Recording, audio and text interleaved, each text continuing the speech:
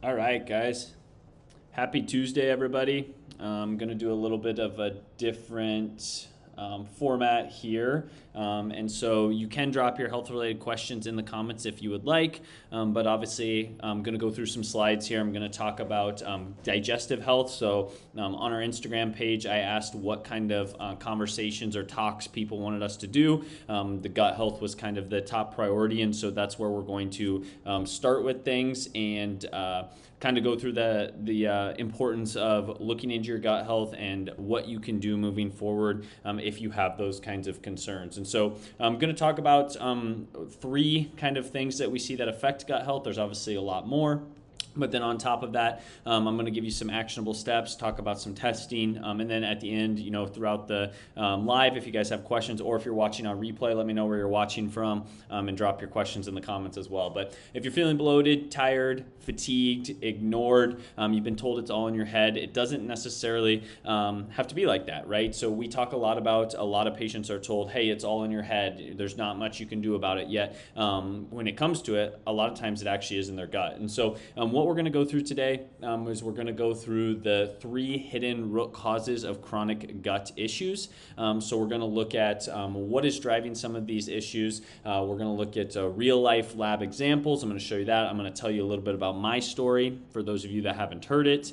And then I'm also going to do, what to do if you've been told this, what to do if you're struggling with this. And then we'll do, I'll stick around for like kind of a live Q&A or answer any questions that I see in the comments if there are any. Otherwise, if you're watching on replay, ask them. I'm going to keep this up for 30 days and I'll make sure I get to them as well. So just some statistics here to kind of go through. 74% of Americans struggle with gut symptoms every single day, right? Whether it's bloating, whether it's constipation, whether it's brain fog, fatigue, and a lot of patients are told, hey, just manage it. And so with that, we want to look a little bit deeper and figure out, why are you having the bloating? Why are you having the constipation? Why are you having the brain fog?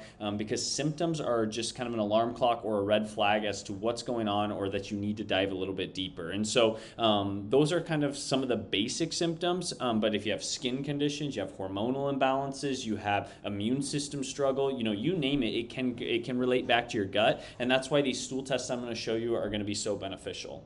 So common, quote, diagnosis that patients have had coming into our office: IBS, ulcerative colitis, Crohn's, diverticulitis, and a lot of times the treatment is actually a symptom suppression and not not diving into the root cause or what may be driving that. And so, to kind of talk a little bit about these: diverticulitis, ulcerative colitis, right? Those are ending in the word itis, and so when we end in an itis, we have an inflammatory component going on to that. And so we want to look at what's driving that diverticulitis. What's driving that ulcerative colitis that you're getting the symptoms of ulcer-like, you're getting the diverticulum issues going on there, or the Crohn's, right, or the IBS, right, irritable bowel symptoms or syndrome. Why are you getting those irritable bowels are the questions that we want to ask, and that's the what we do on a day in and day out basis in our office is we always have to ask the questions why.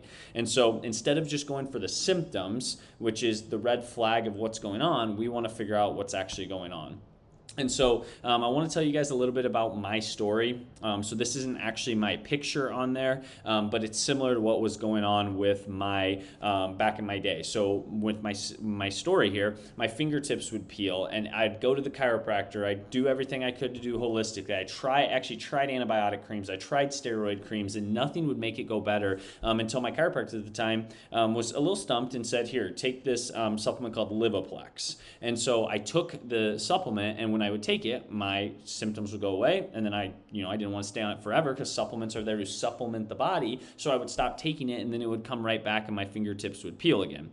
And so no really method to the madness of what was going on. But I was told, hey, it's in your hockey gloves, it's bacteria, you need to clean them. We'd clean them every time, and it just would not come around. And it was to the point where my fingertips would hurt. Right, it would hurt to shake hands, it would hurt to talk to people, or to shake hands to talk to people. And I knew at that point, I was in high school at this point, maybe a little bit of undergrad college, but I knew I wanted to be a chiropractor. And so in my head, I'm going, hey, how am I going to be a chiropractor when my hands hurt so bad that I can't even touch somebody? And so As you can see here, some testing that I had done. It wasn't until I decided to quit trying to treat the symptoms, like I had mentioned, which in my case was my fingertips, right? I was trying to do things topically, and that was becoming an issue, that I started to get some improvements. So you can see here, these are actually my labs from a couple years ago. I had 22 food allergies. You see things on there like yeast, wheat. You see things on there like mustard, dairy, shrimp, blackberries. I was consuming some of these on an everyday basis, and so you can see how that was creating that inflammatory response in my body. And so you can see inflammation, imbalances. You can see I was low in digestive enzymes. I was high in inflammatory responses.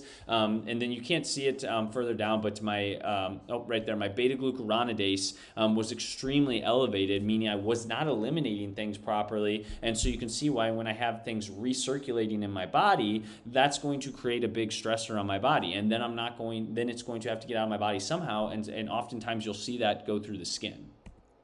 And so I want to tell you a real patient story here. So 37-year-old woman with severe bloating. She had been to 10 plus doctors, told her labs are normal. She had been dismissed repeatedly, and pain management was the best they could offer. And we decided that we wanted to go a little bit deeper in our office and dive into what may really be triggering this. And so we did some of the similar testing that I just showed you from my story. But in her case, you can see that she had tons of infections going on. She had bacterial overgrowth. She had mycology off the charts between candida and other yeast species. And then her inflammation was literally off the charts minus IgA, but still extremely elevated. And so you can see when the gut is in a component like this, it's pretty much like a sunburn 24/7. If your skin was sunburned 24/7, that's not going to feel too hot, right? And so this was going on inside her digestive tract. So you can understand why she was having all the symptoms she was, but she was getting dismissed because nobody could figure out why the symptoms were there. And the steroid might make it a little bit better, or the antibiotic might make it a little bit better, but in the long run,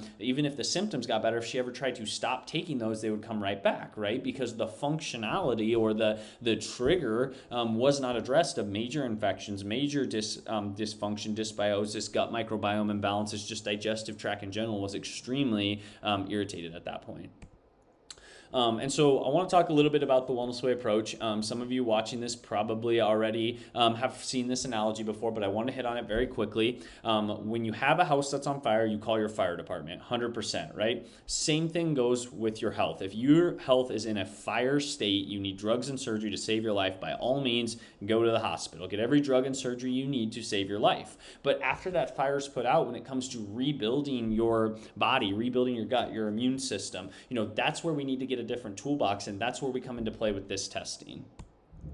Now, I want to go through 3 root causes or 3 immune system triggers, however you want to think about it, in your body. Now, that doesn't mean that these are all of them by any means, right? These are just some of the many that we see. And so you can see here, food allergies, major immune response. We hear them getting bashed all the time, but yet our patients get significantly better when they cut them out. And I actually have put on here not just gluten and dairy; those are going to be important to avoid, especially processed. But IgG food allergies can be the silent inflammatory trigger of your gut. And so you can see here, the top one here is actually an IgE. So checking for IgE, more anaphylaxis, could be more life-threatening. Major stressors going on the immune system there. And so cutting those out, if you have them, imperative. Now, that's going to be a minuscule amount of the immune response. And so if that's all you test, we're missing 95+% of the immune response. And we wonder why, so many patients are coming to our office saying, hey, we have had immune allergies checked, we've had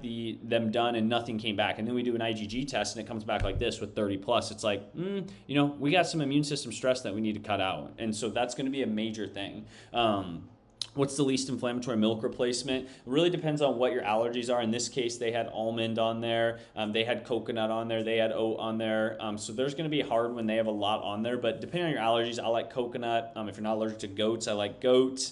I do like almond if you're not allergic. But really in the long run, goat milk would probably be my favorite because it's a little bit closer to the proteins that our body know how to break down. But yeah, great question. Number 2. Root cause number 2, stress and cortisol. So the gut-brain connection is real, specifically in women, but actually in men too, but more so in women just with how they handle stress. If you're highly stressed out, like these labs are showing here, where your cortisol is consistently high, your free cortisol is off the charts high, you're not going to digest. You're going to be in more of a fight or flight state than you are a rest and digest state. And so rest and digest is more of the parasympathetic state that we want to be in, and that's where the pattern would be fine here. You would wake up, and then you would accelerate a little bit, and then it would come back down. But you can see this is actually cortisone and cortisol high. So this is not only a stress response, this is an immune system response going on too. And so high cortisol is going to raise blood sugar consistently. It's going to raise your stress response is raised, which is going to impact your digestion, because if your body feels like a bear is chasing it 24/7, the last thing that your body's going to do is calm down, have a nice meal, digest your food properly so that your digestive tract can utilize it properly. And so if you are a constant fight or flight from job, from relationships, kids, chemical stressors, physical stressors, your posture sucks, you're sitting all day, you're not moving, all of those are going to play a major role when it comes to what it really looks like to be able to digest properly. And so I actually just did a podcast on this with that's going to be posted here in the coming weeks, and I talked a lot about this, about how high cortisol consistently affects the barriers of the digestive tract. It affects your ability to absorb nutrients. It affects your ability to break things down. And guys, digestion is a very A to B to C to D to E, you get the point, process, right? So it's kind of like when you're constantly stressed and you start to get an effect in A and B, then you're going to see an issue with C and D. It's like you're trying to frame or roof a house when you don't have the foundation poured. So major component, big one to look at. I would say more so in females, but in men we need to look at stress as well. But if you're constantly in fight or flight, your cortisol's off the charts, the last thing that your body really cares to do is to, properly digest food. So number 3, 3 out of 3 for tonight, infections and toxins. So parasites, candida, mold, even in quote healthy people. So you can see here, moderate detected parasites, so multiple frames of parasites going on. You can see off the charts molds at this point, and then you can see a candida infection. If you have this stuff going on in your digestive tract, or the mold side of things is digestively, but everywhere in your body. But if you have this consistently going on, how can your body ever heal? If you have parasitic overgrowth going on in your body, parasites steal from you and give nothing in return. The last thing your body's going to be able to do is good nutrients, good digestion, constant bloating, diarrhea, constipation, you name the digestive tract, we're going to see it, but we never know if this is a potential driving factor on top of the other things unless we do some of this testing. And so, this is a very chemically driven stressor, right? The last one we looked at, I mentioned all 3, but was more emotionally driven. Food allergies would be more chemically driven as well. But if you have these in your digestive tract, they are going to disrupt your gut microbiome. They are going to disrupt your immune system. They are going to disrupt everything, and it's something that has to be addressed if you ever want to fully heal.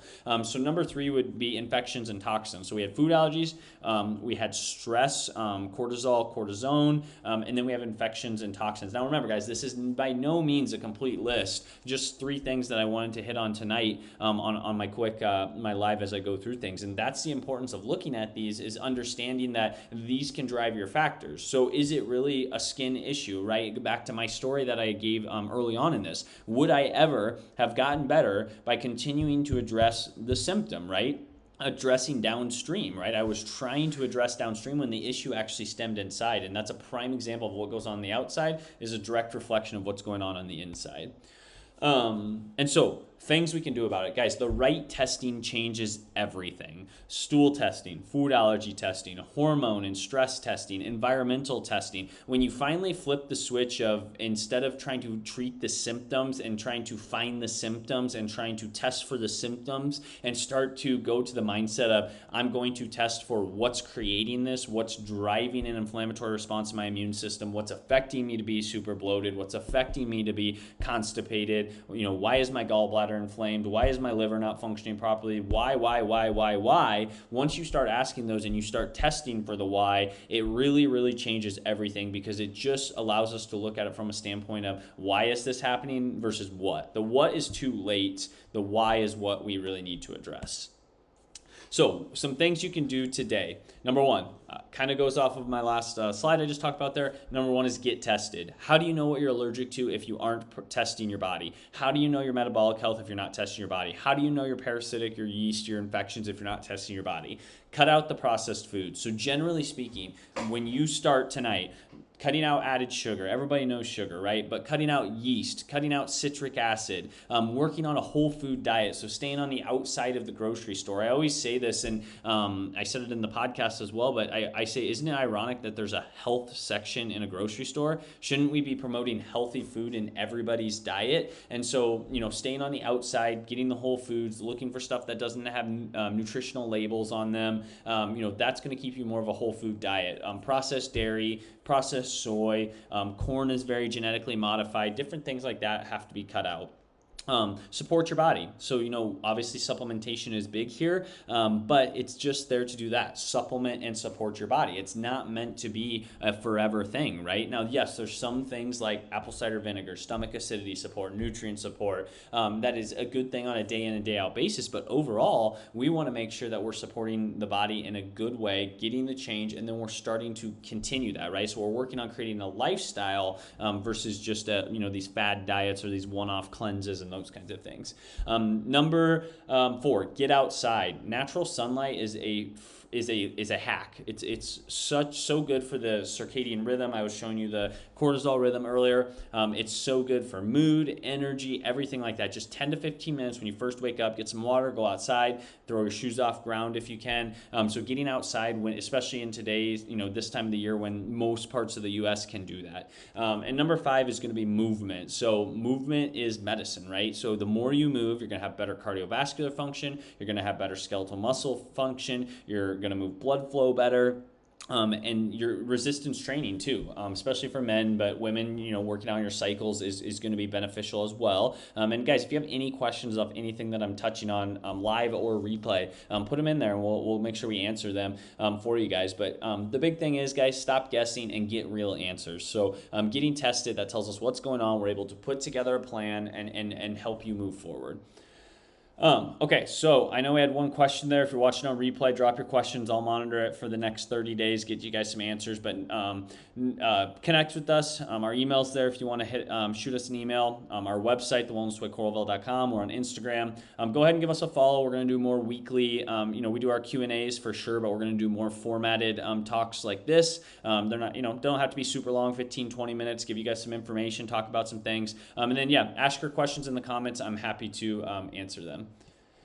So, least inflammatory milk replacement, I already hit on that one. I didn't see any other questions come through, guys, so I will hop off from here. If you have any questions, you can connect with me there, shoot me a message, email me. I'll put our phone number in there next time, but follow us for more lives, and we will talk to you guys soon.